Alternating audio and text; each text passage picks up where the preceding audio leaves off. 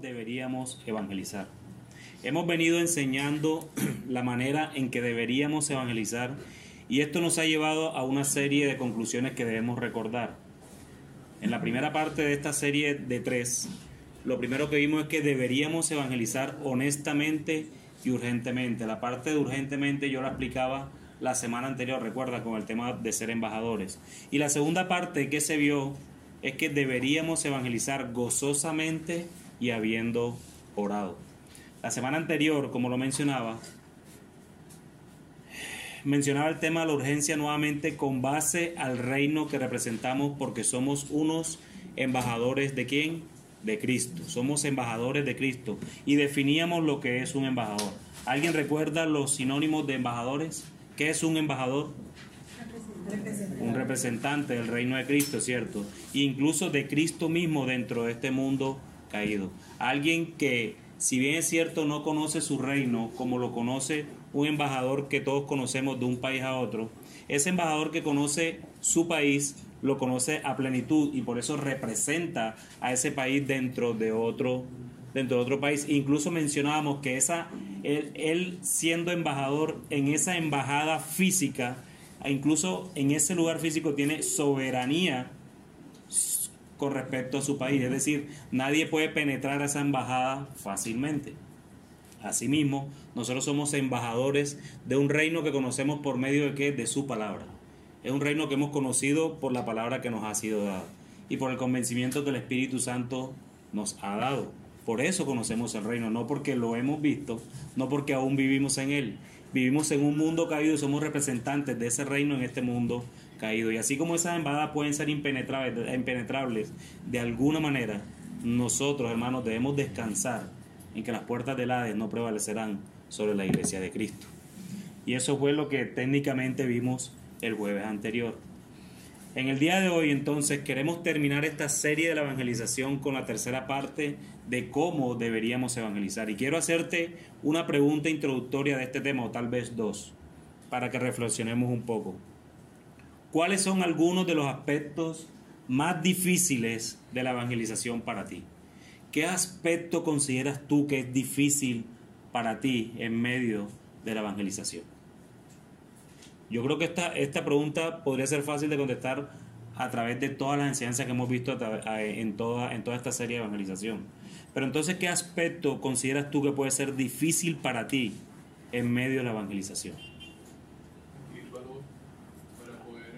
O sea que el aspecto difícil es el temor, ¿cierto? Adquieres valor porque tienes temor. Temor al rechazo. Entonces te llenas de valor. ¿Qué otro aspecto puede ser difícil al momento de evangelizar?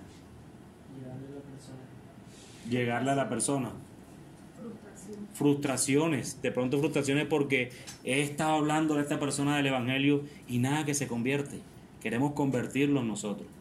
¿Quién más? Tú alzaste la mano, hermana. Estaba reflexionando en eso, por lo menos en cuanto a mi familia, como si está una reunión familiar, cómo girar el tema a evangelizarles sin que ellos crean que los quiero meter como en una religión o algo así, que ellos lo ven a uno así. Sí, a veces de pronto ellos pueden pensar de que su necesidad es ir a la iglesia. Lo que hay que mostrarles es que la iglesia no salva a nadie. Realmente quien salva es Cristo, ¿cierto? Y quizás eso también es uno de los afanes nuestros de no mostrarnos lo terriblemente evangélico que somos para ellos y que la única oportunidad que tú tienes de salvarte es que te metan en las 4 paredes de Iglesia Bíblica de la ciudad. Y a veces no queremos mostrar eso por temor al rechazo. Entonces no nos llenamos de valor. Otra cosa que ya que toca la familia es finalmente el evangelio nos ha transformado y ha hecho un cambio en nosotros de la forma como nos comportamos es diferente y la familia tiende a pensar eso como un fanatismo religioso. Entonces eso también a veces se vuelve como algo difícil para el momento de evangelizarlo, porque entonces dicen, no, yo no quiero ser el religioso que es él, ya, quiero seguir en mi pecado, quiero seguir en lo mío, así que ni siquiera te saludo bien, pero no me hables de tu Dios. Así es. Pero usted no se ha puesto a pensar que cada una de esas respuestas que han dado pareciese, yo no voy a evaluar en los corazones de cada uno, pero sí pareciese que estuviéramos dependiendo de la evangelización de nuestro poder, como si nosotros no no podemos hacerlo porque es que nos va a rechazar, no quiero que vean que esto se salva de una propia iglesia, y estamos hablando como si dependiera de nosotros. Y a veces se nos olvida lo más importante, y es depender del Señor, el poder de su palabra, ¿cierto? Y eso es lo que quiero mostrarle en el transcurso de la enseñanza también.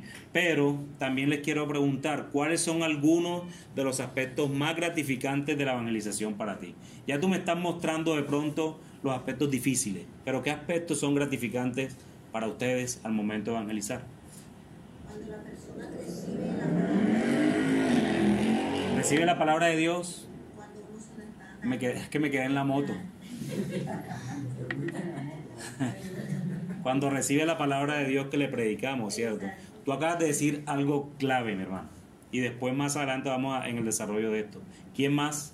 ¿Qué aspectos gratificantes puedes ver tú cuando evangelizas?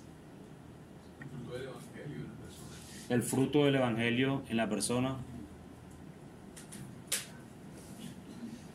Yo creo que un aspecto que muy pocas veces nos acontece, y es no solamente cuando nosotros predicamos el evangelio y la persona es receptiva, sino cuando hay ese poder del Espíritu Santo que nosotros le hemos hablado a la conciencia de la persona. O sea, como si nos hubiese, como dice la persona, ¿y quién te contó mi vida?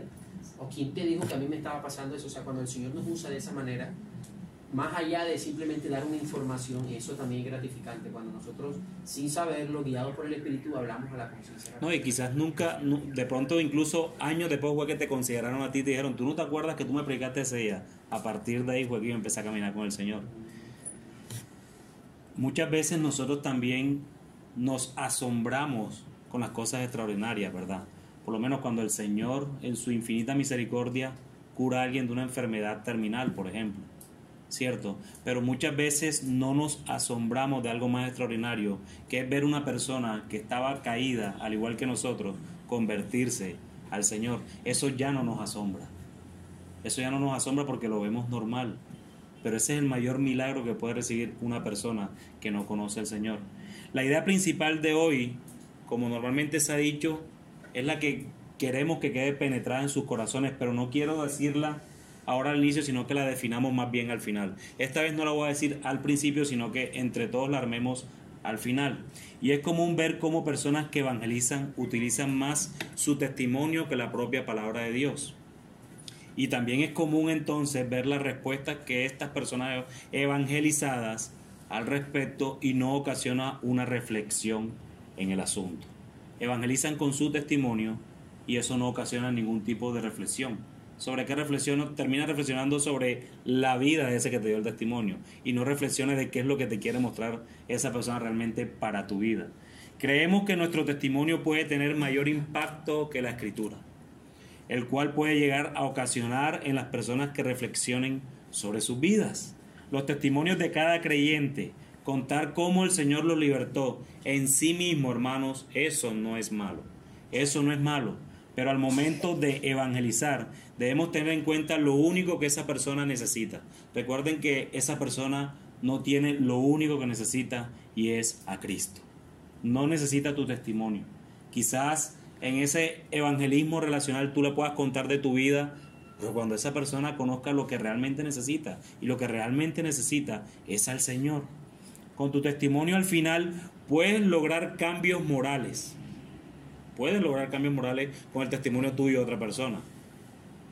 Pero con la presentación de Cristo, su vida, su muerte, su resurrección y su ascensión, y donde está ahora y quiénes somos nosotros delante de Dios sin Cristo, solo eso puede ocasionar un cambio genuino en el corazón. En 1 Corintios capítulo 15, Pablo resume entonces todo esto del mensaje del Evangelio. Quiero que me acompañen a Pablo, a Corintios, a la primera carta a los Corintios, capítulo 15, versículos del 1 al 5. Y eso es lo que Pablo hace. Pablo, cuando empieza a escribirle a los Corintios, no le escribe su testimonio. Él le escribe la maravillosa verdad del Evangelio. Dice así, versículo 1.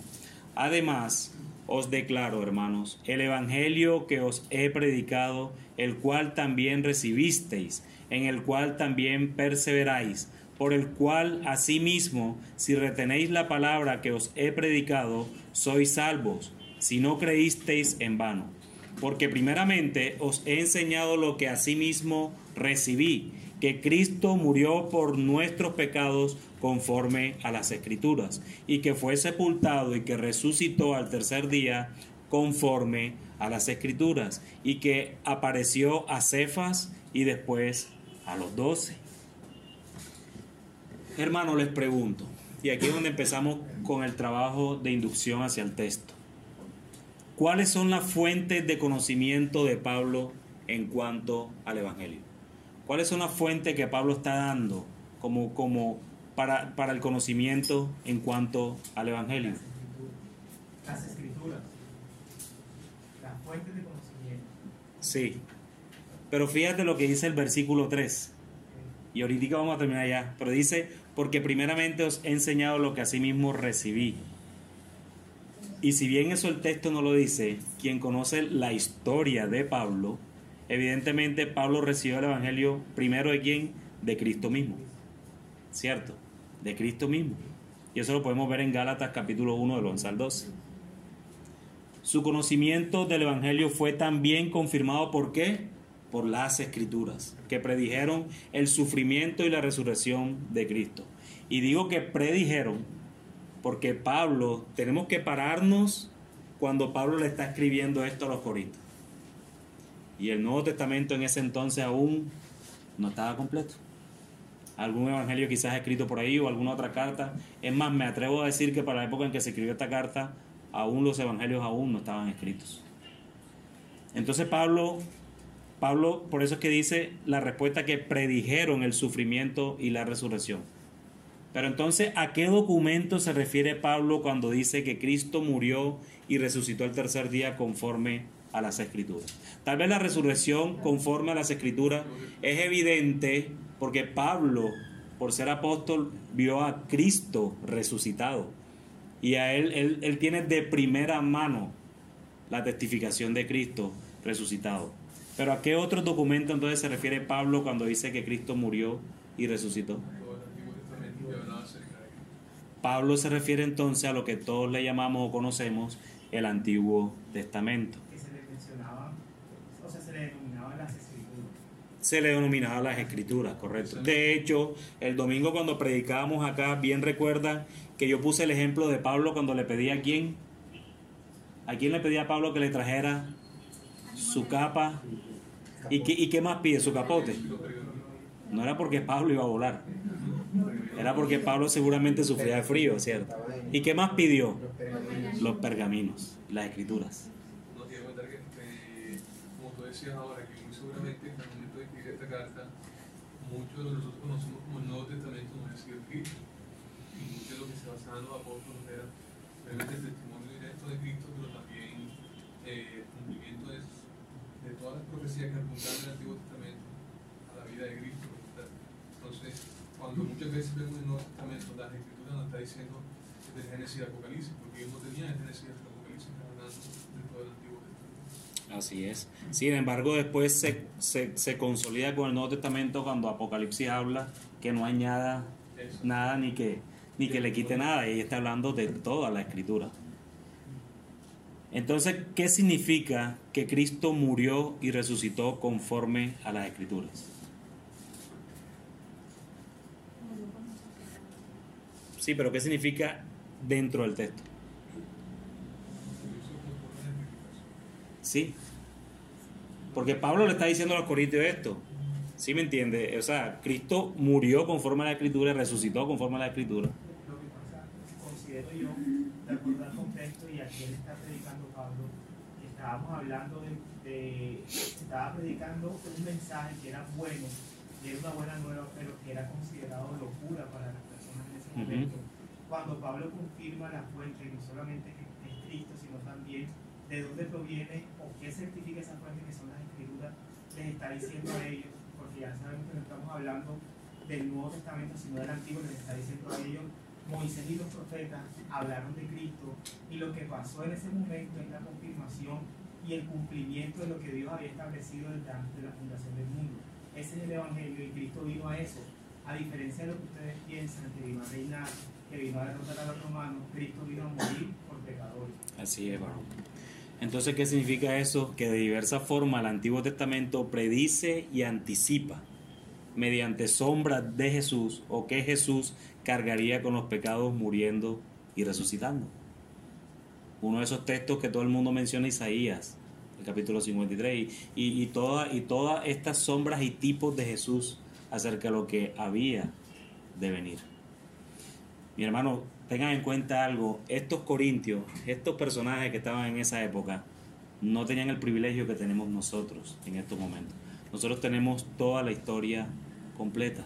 Nosotros tenemos el Antiguo, sino la confirmación de ese Antiguo Testamento a través del Nuevo Testamento. Muchos eruditos dicen que el Nuevo Testamento estaba oculto en el Antiguo Testamento. Y hoy nosotros somos privilegiados de tener esto. Pero entendamos que estos hombres de Dios, tanto los apóstoles como también aquellos creyentes, los santos que habían sido apartados por Dios en estos momentos, no tenían el privilegio que tenemos nosotros. Y aún así Pablo los llama santos a estos corintios, porque les estaban predicando locura para ellos, los griegos, locura. Eso no puede ser así para los judíos. Y para los judíos era piedra de tropiezo, y para los gentiles era locura. Pero entonces, ¿cómo sería nuestra comprensión del Evangelio empobrecida si no tuviéramos el Antiguo Testamento? ¿Cómo sería nuestra comprensión del Evangelio empobrecida si no tuviéramos el Antiguo Testamento?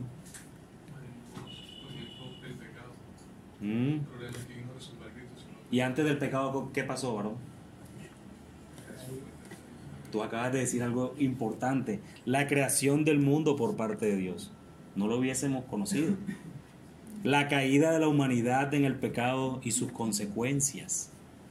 El carácter de Dios que se revela en su misericordia, paciencia, gracia, perdón, juicio, y más en el registro del Antiguo Testamento referente a su relación con Israel y las naciones.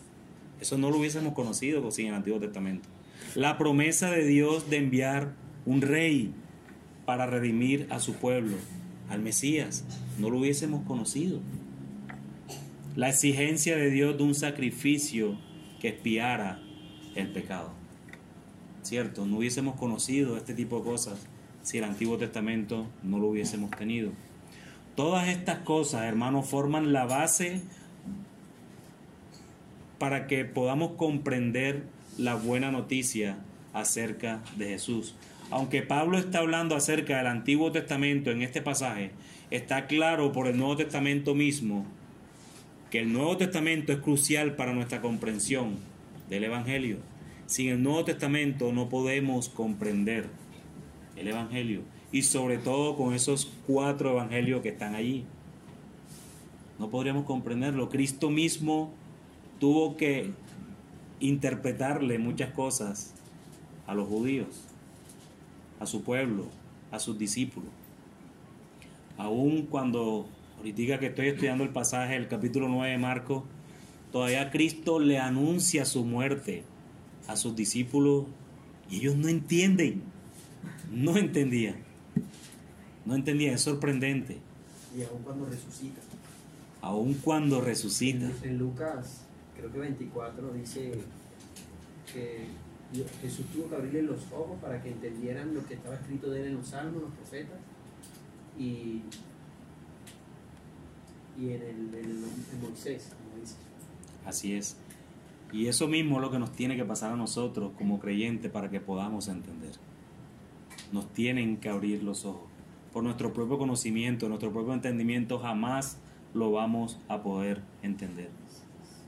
Toda la Biblia es fundamental para nuestra comprensión del Evangelio.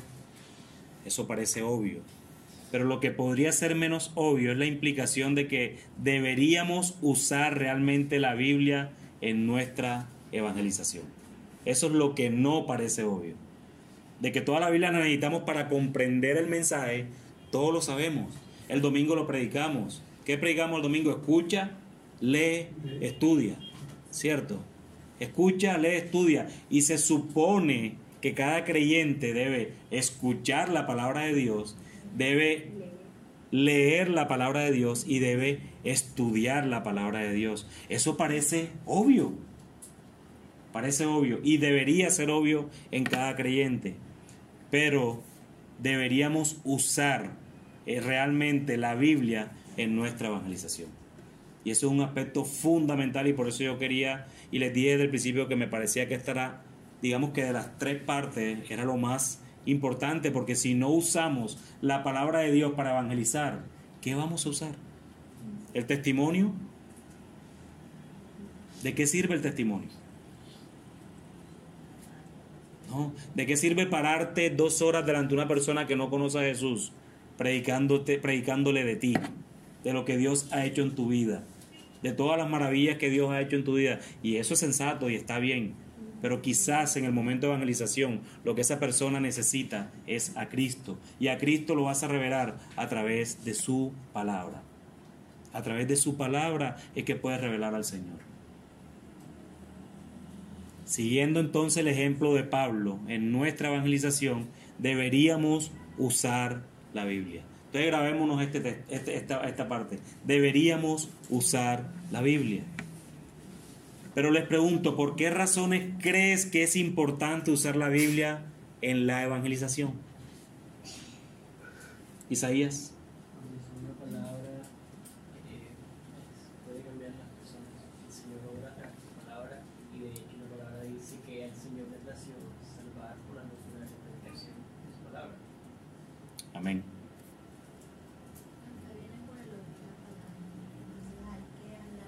La fe viene por el oír. ¿Quién más? Comprobar. ¿Cómo? Comprobar por medio de la escritura de lo que se está hablando. Como hicieron Los debería escudriñaban, ¿cierto? Estudiaban, fue uno de los ejemplos que usamos el domingo. Porque es el poder de Dios. Al igual que Esdras. Porque es el poder de Dios para salvación. Porque es el poder de Dios para salvación. Porque es el libro de Dios. Sencillamente. Porque es el único libro objetivo para todas las cosas. Nosotros estamos llenos de subjetividad. El libro de Dios es el único libro, es la única persona objetiva perfectamente. Como decías ahorita, no es tan obvio, porque muchas veces confiamos más en el poder de nuestro testimonio, que no tiene poder en sí, que en el poder de la palabra, y es la palabra la que escudriña los corazones, la que penetra. El mismo Jesucristo utilizaba la palabra para predicar a las personas que estaban perdidas, con la mujer samaritana, con el joven rico.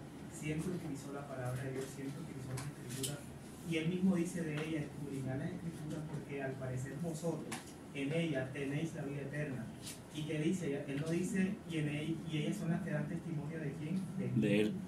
es el testimonio de Cristo, no el testimonio de nosotros, lo que realmente va a cambiar los corazones y va a producir el verdadero milagro de la salvación del ser humano. ¿Y quién es Jesús?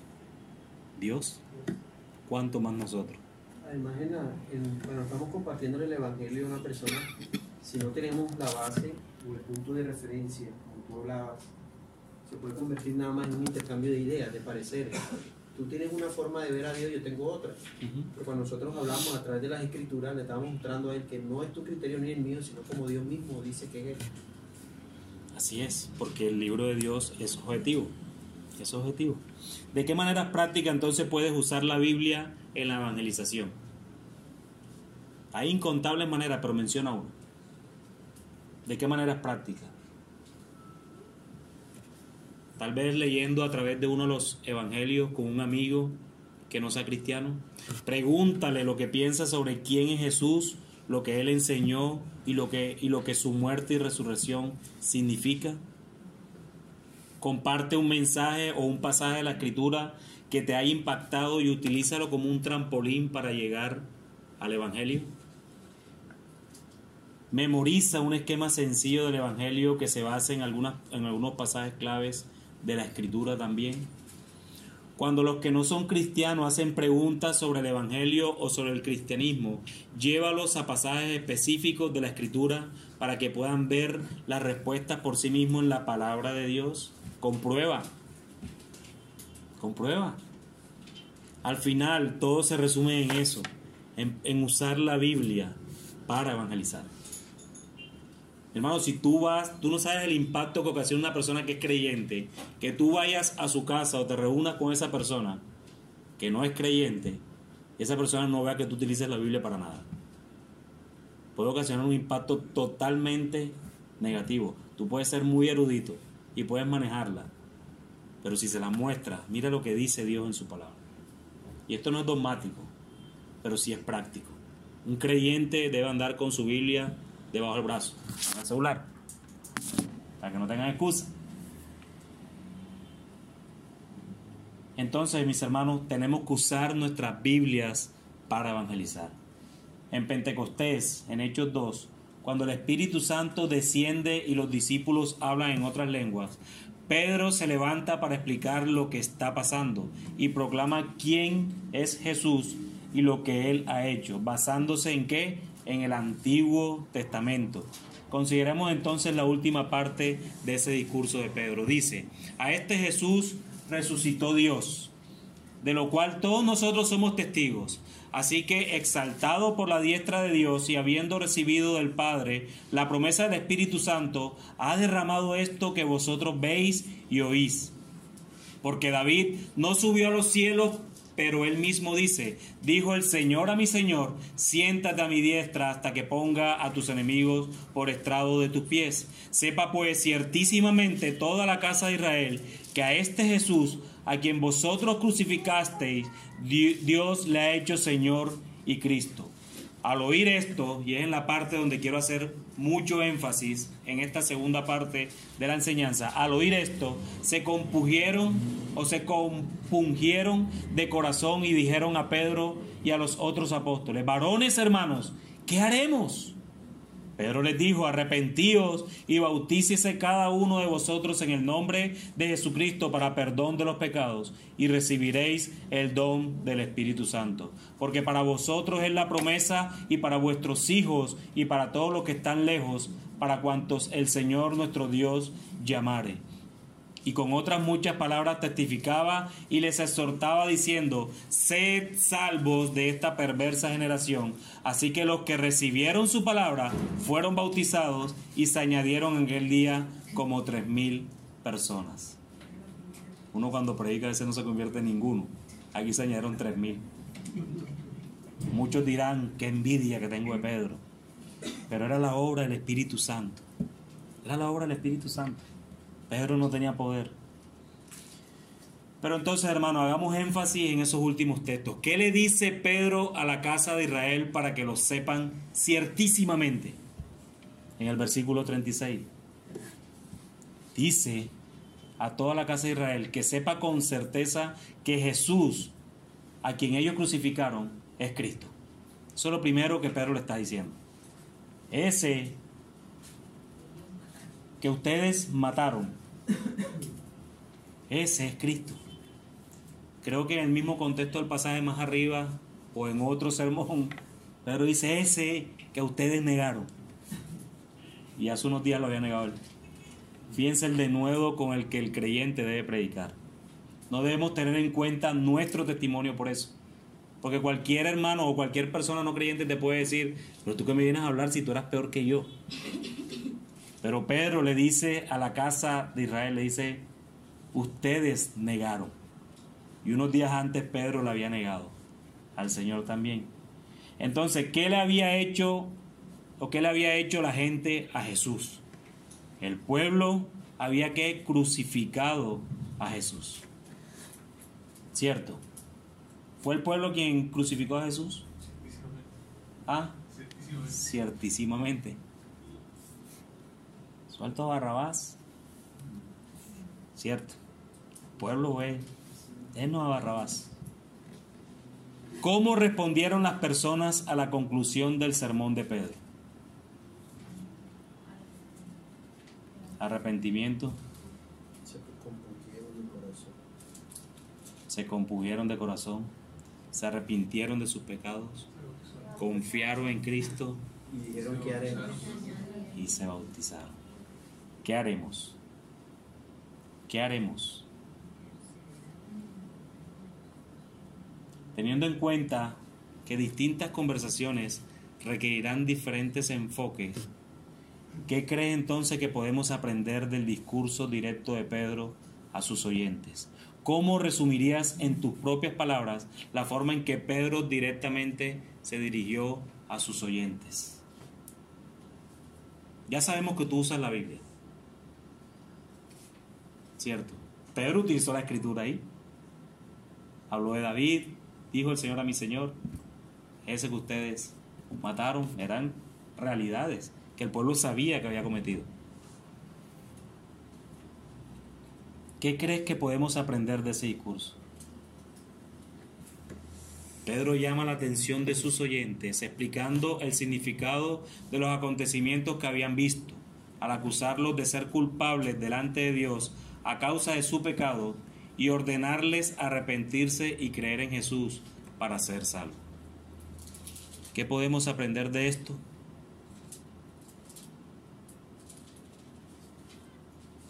¿Cuál es el objetivo tuyo, hermano, cuando tú predicas la palabra de Dios? Sí, me vas a decir, no, yo quiero que sea salvo, pero hay un proceso antes de glorificar al Señor. Sí, bonito. Eso lo sabemos, ¿verdad? Pero ¿cuál es el motivo de que yo predique? Pero ¿cuál es el fin de esas cosas? Antes de que Él se arrepienta. ¿Por qué tú te arrepentiste de tus pecados? ¿Qué provocó en ti? O más bien, ¿qué fue lo que ocasionó en ti ante el arrepentimiento a que te arrepintieras? Convicción. Vernos al reflejo de la Escritura. Reflejo. Todas nuestras falencias y necesidad realmente que Poner la ley de Dios. ¿Y eso qué te provocó? Culpa no sería lo ideal, porque uno no se puede arrepentir por culpa. Arrepentimiento, pero eso te provocó antes del arrepentimiento una autorreflexión. Convicción de pecado. Una autorreflexión. Tú reflexionaste para ti y dijiste, wow, el Señor es santo, yo soy un pecador y yo no quiero amarle para que me libre del infierno. Eso es culpa. Yo quiero amarle porque Él es digno. Él es Dios. Él es Dios y Él es digno de ser amado. Y Él me amó primero a mí antes de yo amarle a Él. En primer lugar, entonces, deberíamos decirle a la gente lo que deben hacer para ser salvos. Y debemos instarlos a convertirse de su pecado y confiar en Cristo. Y en segundo lugar, debemos confrontar a la gente con su pecado. Obviamente esto requiere de tacto y sensibilidad. No decirle que tú hueles a azufre, que te vas a quemar en las llamas del infierno, aunque eso sea realidad, hermanos. Recuerda que tú y yo estuvimos también en ese abismo. Y el Señor, por su amor y misericordia, nos sacó de allí. Pero no debemos entonces dejar de decirle a la gente que son pecadores ante Dios y que su juicio está en contra de ellos a causa de su pecado. Una manera de describir el enfoque de Pedro a sus oyentes es que él provocó entonces una autorreflexión. ¿Sí me entiendes? Autorreflexión. Los confrontó directamente con su culpabilidad. Vamos al texto nuevamente.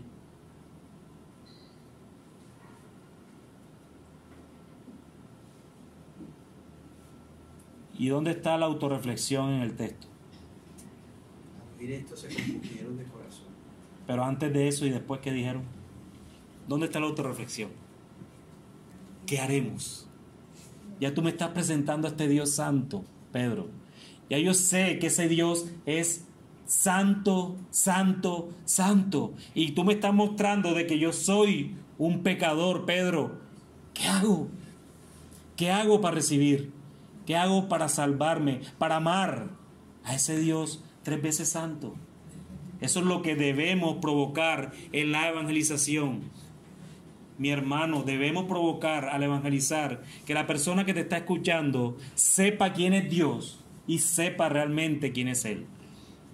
El mundo posmoderno tiene esto totalmente contrario. Hemos humanizado a Dios de una manera increíble y hemos endiosado al hombre de una manera increíble. Hoy el mundo posmoderno te dice que el mundo gira alrededor de ti porque tú eres lo más importante que hay en este mundo. Ese eres tú eres lo más importante. Dios tiene que hacer a tu antojo. Di lo que tú quieras, pide lo que tú quieras, que Dios lo va a hacer a tu antojo. Eso es lo que se está predicando hoy. Ese es el Dios que estamos mostrando. No estamos mostrando un Dios 3 veces santo. Y que nosotros algún día fuimos enemigos de Él.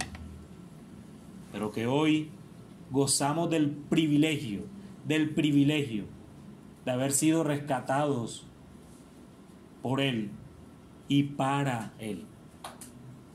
Él nos salvó de Él. Nos salvó Él y nos salvó para Él. A Él sea toda la gloria.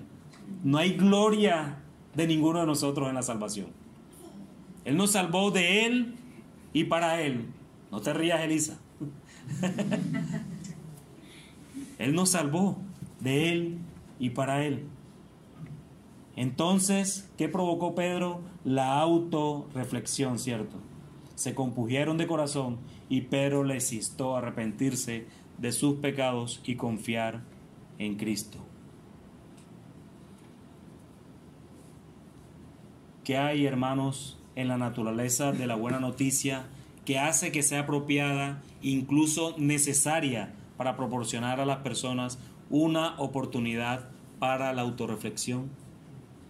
¿Qué hay en la naturaleza de ese evangelio, de esa buena noticia, para que las personas, o proporcionarle a las personas un motivo para su autorreflexión?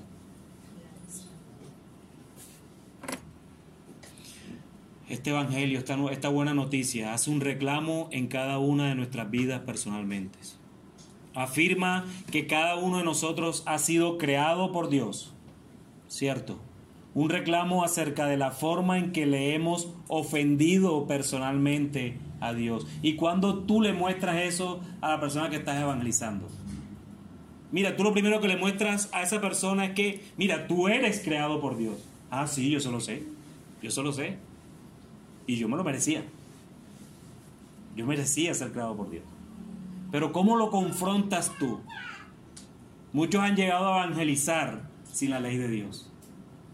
¿Y cómo esa persona puede saber que es pecadora si tú no le has mostrado cuál es la ley santa de Dios, que tiene el mismo carácter de Dios?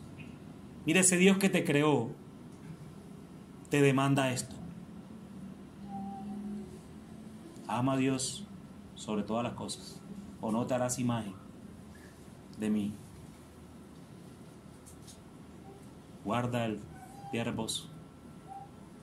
No matarás, no hurtarás, no codiciarás. Nada más esos 10 mandamientos. Solo mostrando eso, tú haces a esa persona pecadora, que no puede cumplir con esa demanda de Dios. No, pero mira, si yo no tengo imágenes en mi casa, yo no tengo ni vírgenes ni esas cosas. Eso es lo primero con lo que te atacan. ¿Y cuál es tu prioridad entonces? ¿Quién eres tú? ¿Cómo te llamas tú? No, Pablo. ¿Quién eres tú, Pablo? Descríbete, ¿quién eres tú? No, Pablo es una persona que trabaja arduamente. Bueno, ya no me digas más. Ese es tu ídolo, tu trabajo. Entonces no necesitas una virgen, no necesitas un redentor colgado en la pared, porque tu ídolo es el trabajo. Ese es tu ídolo. Andas metido de lleno en el trabajo. ¿Quién más eres tú, Pablo? No, yo soy una buena persona. Bueno, tu segundo ídolo, tu moralidad. Miramos cada una de estas cosas, hermano, y podemos definir de que han quebrantado la ley de Dios desde que nacieron. Desde que nacieron. La noticia del Evangelio es a la vez muy pública y muy personal. La gente tiene que considerar su llamamiento directo sobre sus propias vidas. El mensaje del Evangelio es para todo el mundo, pero esto no son salvaciones en combo. Esto no es como el Corral, no es como ninguna de estas empresas que lleva uno Paga uno, lleva dos. No, esto es personal. O no, yo soy salvo porque mis papás van a la iglesia. No, nada de eso. Entonces, hermanos, ¿cuáles son algunas maneras prácticas de provocar la autorreflexión en aquellos con los que estamos compartiendo el Evangelio? Yo acabé de decir una, mostrando la ley de Dios y cómo quedamos condenados delante de Dios por la ley. Pero a veces nos quedamos ahí, ¿no? A veces nos quedamos ahí y la persona queda con culpa. Lo que decíamos ahorita, queda con culpa. Bueno, yo la quebranté ya, o sea, no puedo hacer nada. Y se arrepiente por culpa, no por convicción real, de que necesita un Salvador. Tal vez mostrando la misericordia de Dios, el cual envió a su Hijo a hacer algo que nosotros éramos incapaces de hacer. Entonces ya tú le muestras al Salvador. Mostrando la gracia de Dios, regalándonos algo que no merecíamos realmente, y es la salvación de nuestras almas.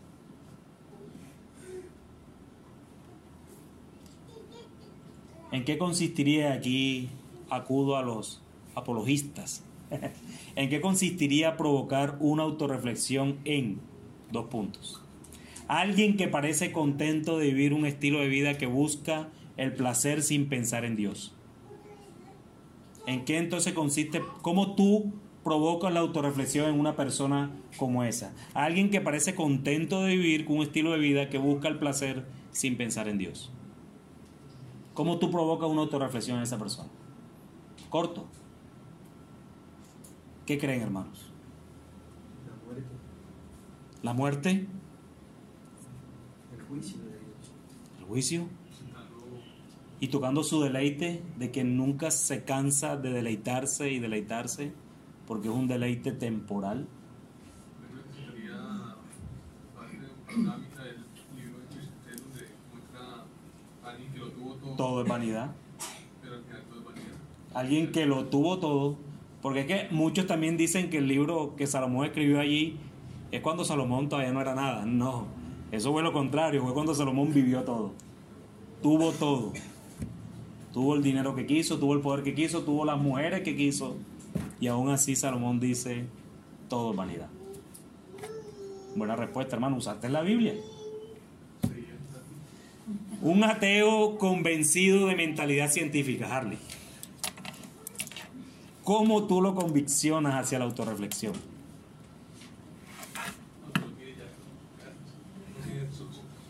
Sí, tú no tienes solución. Al revés, ahí la misma ciencia lo puede llevar a él Amén. acerca de la evidencia que hay de la naturaleza. La evidencia científica. La evidencia científica. Toda esa apologética y científica son como un paso para presentar el verdadero mensaje, simplemente como una... Mira, hay una primera ley de apologética. Y hermano, que le quede claro, apologética es defensa de su fe. La primera ley de apologética no es ganar la pelea, es llevar a esa persona a Cristo. Esa es la primera ley. Si tú estás aprendiendo apologética y quieres meterte en apologética, pero solamente para estar en Facebook, estás discutiendo con todo el mundo, hermano, perdiste el tiempo. Esto no se trata de quien más sabe, esto se trata de llevar a personas que no conocen al Señor a que lo conozcan. Además, Están haciendo apologética ustedes todos. La idea es la apologética es abrir el camino para presentar a Cristo. muchas veces uno tiene que identificar, escuchar primero a esas personas, identificar por qué ellos dicen no creer en Dios. Y muchas veces de eso fue por situaciones en su infancia que vivieron y lo llevó a negar a Dios, y entonces uno puede identificar que él no dice que Dios no existe, sino que odia a Dios. Exacto, Entonces, son tú dos cosas. realmente no crees no es que no creas en Dios, sino que odias a Dios. Te viste, Dios no está muerto, tercera parte. Ese es el argumento. O la segunda. Tú odias a Dios. Le decía el profesor, no. Te viste ese spoiler hace poco. ¿No? Alguien que se está acercando al Evangelio, pero que no está seguro de si podrá comprometerse.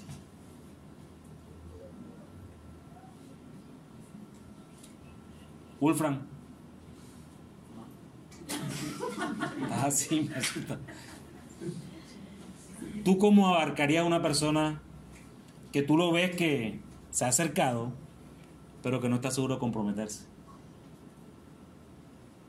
¿Cómo usas la Biblia allí? Tal vez mostrando a Cristo, cómo Él, siendo Dios, no estimó el ser igual a Dios como cosa que aferrarse, ¿cierto? Y se humilló hasta la muerte y muerte de cruz. Él vino a servir y no a ser servido. ¿Sí ven? El Evangelio ayuda para todas esas cosas. Mostrándole al rey Agripa que casi lo persuaden a ser cristiano. Mi hermano, ¿puedes pensar en otros tipos de personas que hayas evangelizado o a quienes te gustaría evangelizar? Evangelizar no es solo el acto de salir a la calle o hablar de manera personal con alguien acerca de Dios. La evangelización se llama así porque está basada en el mensaje del Evangelio. Eso parece obvio, pero para muchos no lo es tanto en la práctica, debido a que el mensaje del Evangelio es el único que tiene el poder para hacer que los muertos vengan a la vida. Eso es lo que la Escritura nos dice. Nada más debe ocupar nuestra atención. Debemos preocuparnos por predicar a Cristo y a este crucificado. Mark Dever lo ubica en las siguientes palabras: cuando presento el Evangelio a una persona, trato de recordar 4 puntos. Dios es santo. El hombre es pecador. Cristo es mediador. Y la respuesta debe ser el arrepentimiento. Estos elementos son esenciales en la evangelización y deben ser enfatizados con precisión. Eso es lo que Pedro le presentó a la casa de Israel. Dios es santo. Cristo es el único que te puede salvar. El Señor dijo a mi Señor: a este que vosotros crucificaste era el Mesías. Este es el mediador. Tú eres un pecador porque tú le crucificaste. Tú estás enemistado con él. ¿Y qué provocó en la casa de Israel? En esos 3,000, ¿qué provocó? ¿Qué haremos? Arrepentíos. Y todos estos elementos los encontramos en la Biblia, y por eso es la Biblia la que debe ser utilizada en nuestra evangelización. Y es este mensaje del Evangelio que está en la Escritura el que debe llevar al oyente a la autorreflexión. Un mensaje moralista puede llevarte a la autorreflexión, pero no ataca el problema principal del hombre, y es el corazón. De nada sirve cambiar las ramas si la raíz no cambia. Todos nacemos enemistados con Dios, y ese es el problema radical del hombre natural. Y solo el mensaje del Evangelio que se encuentra en la Escritura es el único que nos puede hacer reflexionar sobre nuestra condición delante de Dios. Quiera el Señor, hermanos, ayudarnos a evangelizar a la luz de estas 2 realidades. Entonces, ¿qué aprendimos hoy para evangelizar? Que esto era lo que yo quería desde el principio, que no la di. La idea principal entonces es, para evangelizar, ¿qué? Necesitamos ¿qué? Usar la Escritura así, provocar la autorreflexión. Hermano, no te la leíste rápido. Quiera el Señor, mis hermanos, ayudarnos a evangelizar a la luz de estas 2 realidades. Usa tu Biblia y lleva a la persona que estás evangelizando a la autorreflexión, así como los discípulos lo hacían en el primer siglo cuando predicaban. Y cierro, mis hermanos, con esta frase del pastor John MacArthur: Satanás continúa sus esfuerzos para hacer que el pecado sea menos ofensivo, el cielo menos atractivo, el infierno menos horrible y el Evangelio menos urgente. Esto es lo que está haciendo Satanás. El pecado ya no ofende, ya el pecado no ofende tanto, el cielo ya no es tan atractivo como todo el mundo me lo pinta, el infierno no es tan horrible, la verdad. De hecho, hasta se encuña una frase en el mundo hoy: estoy viviendo mi infierno. Hermano, ojalá y el infierno fuera así. Todos desearían estar en el infierno. No saben lo que dice. No saben lo que dice. Estoy viviendo un infierno. Esa persona necesita a Cristo para que entienda lo que es el infierno.